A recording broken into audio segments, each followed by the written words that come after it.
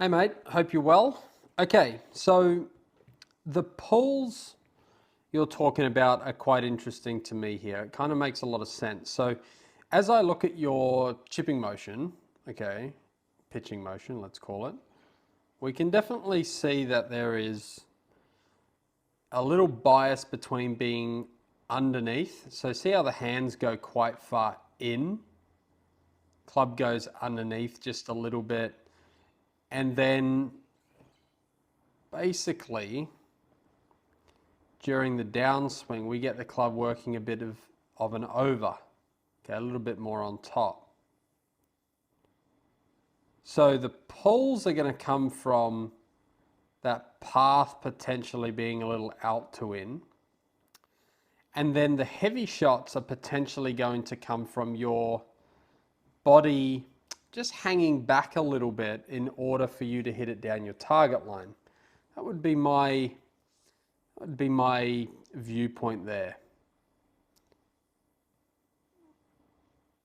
So you can see here, like if we put a little line on your head,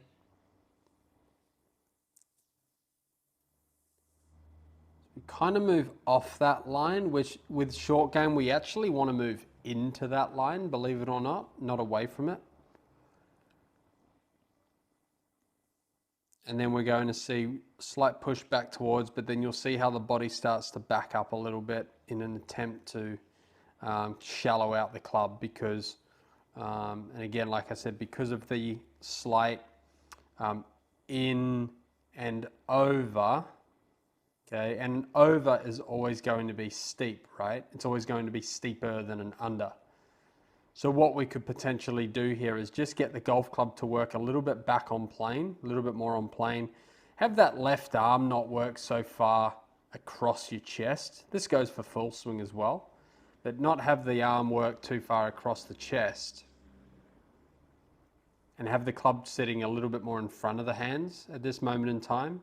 And that would then give you an incentive to either drop it just a little bit underneath or have the center of mass fall a little bit more behind you and not have to kind of pull it over, if that makes sense. The rest of it looks good. I just think with the pull motion, with that little under-over movement, that's definitely a pull movement, right?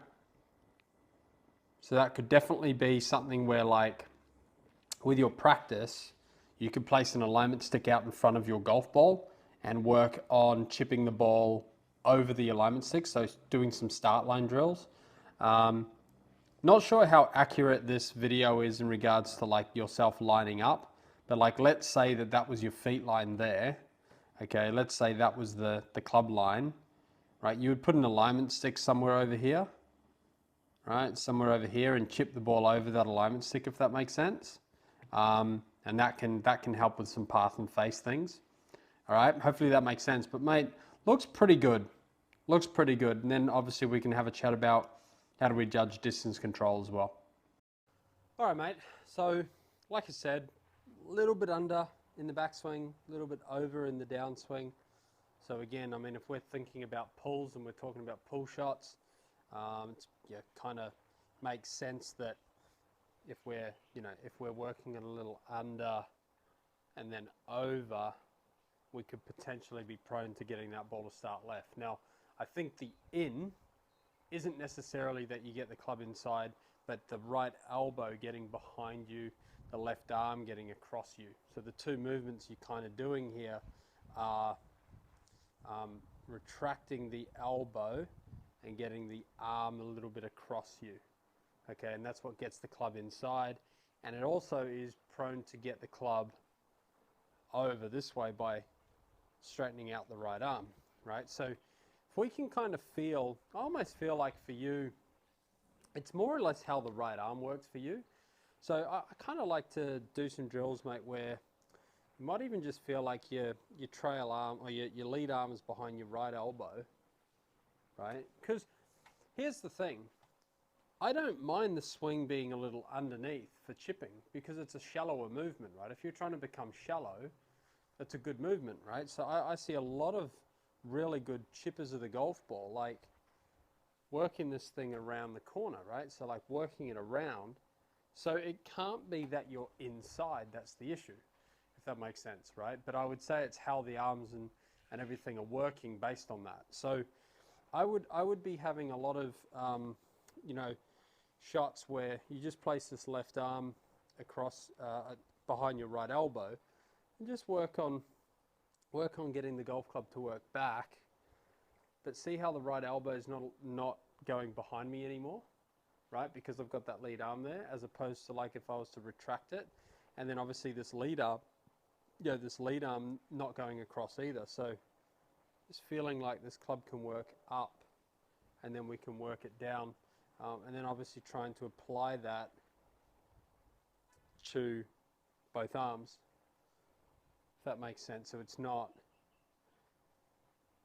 that way. See how the right arm getting across is actually forcing the left arm across.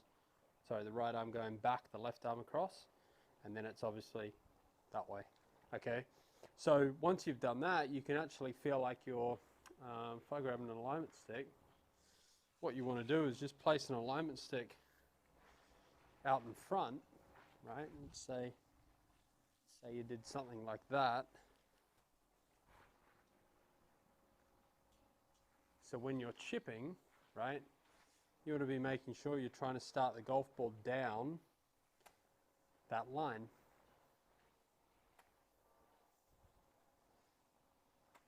Right, and even hit some shots with that trail arm, right, and have that ball go down that alignment stick. And what you might feel or find is that your, you know, your path and your swing actually start to marry up with this. Like I said, mate, there's not a lot of wrong things that you're doing. I would just say it's more that trail arm working a little bit this way, and then the lead arm going across your chest. So let's try and kind of get that a little bit out in front of you. All right, mate?